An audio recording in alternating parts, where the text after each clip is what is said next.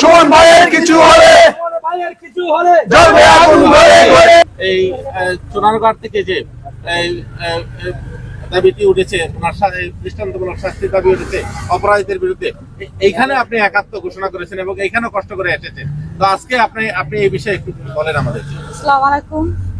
Barrister Saidul হক Suman MP মহোদয়, উনি আমাদের 4 আসনের এমপি মাধবপুর চুনারগড়ের। তা ওনাকে হুমকি দেওয়া মানে আমাদেরকে হুমকি দেওয়া, ওনাকে হত্যা করা মানে আমাদেরকে হত্যা করা, মাধবপুর চুনারগড়ের বাসীকে হত্যা করা। তাই তীব্র নিন্দা ও প্রতিবাদ জানাচ্ছি। আজকের এই বিক্ষোভে আমি কালকে মাধবপুরে একটা মিছিল হয়েছিল, এখানে আমি ছিলাম, আমি নিজে নেতৃত্ব দিয়েছি। এখানেও আমি আসছি, শুধু ওনাকে পছন্দ করি, ওনাকে বড় ভাইয়ের মতো দেখি বলে ওনাকে সবাই পছন্দ করে, ভালোবাসে। কালকে মিছিলটা যারা দেখেছে তারা বুঝতে পারছে যে ওনাকে কতটুকু মায়া করে এই মাধবপুরবাসী। আর এখানে আজকে আসছি, যারা ওনাকে হুমকি দিয়েছে, প্রাণনাশের হুমকি দিয়েছে, তাদেরকে যাতে আইনের আওতায় আনা হয়, এই দাবি আমাদের সকলের। ধন্যবাদ আপনাকে। আমরা মূলত দাবি করছি যে উনি রাষ্ট্রীয় নিরাপত্তায় থাকবে, সরকারি প্রটোকলে উনি থাকবে।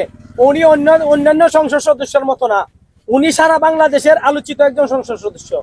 উনার সারা বাংলাদেশের যেমন ভক্তবৃন্দ আছে, উনার প্রাণনাশের হুমকি দিবে। উনার মতো লোক যদি আমরা হারাই, আমরা যদি স্বপ্নের সারথি আমরা হারাই, তাহলে আমরা আর থাকবে নাকি আমাদের? আমরা চাই অন্তত পক্ষে চুনারঘাট মাধবপুর থেকে আমরা একটা জিনিস, চুনারঘাটের মাধবপুর কোনো লোক ঘরে থাকবে না। আমরা চাইতেছি যে আমাদের যে স্বপ্নের সারথি ব্যারিস্টার সৈয়দ সাইদুল হক সুমন ভাই, উনি বিশাল ভোট পেয়ে এমপি নির্বাচিত হয়েছেন।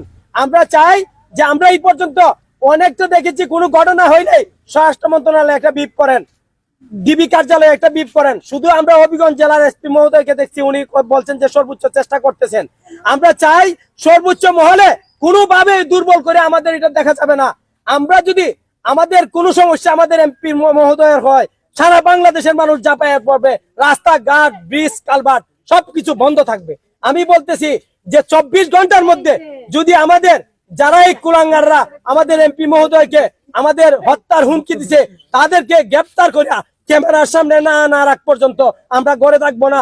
আজকে চুনারঘাট বাজারে আমাদের 4টার সময় আমরা বিশাল মানববন্ধন আছে। এই মানববন্ধন থেকে আমরা সামনের কর্মসূচি আমরা ঘোষণা দিব।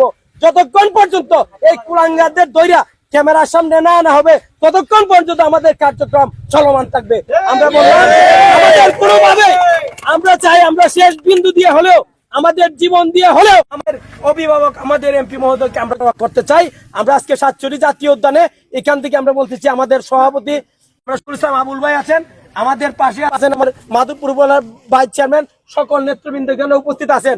আমরা সবার একটা মাত্রই দাবি, ওনারে সরকারি কঠোর পাহারা দিয়ে রাখবেন, আমাদের স্বপ্নের সারথিটা অন্তত নষ্ট হইতে দিবেন না।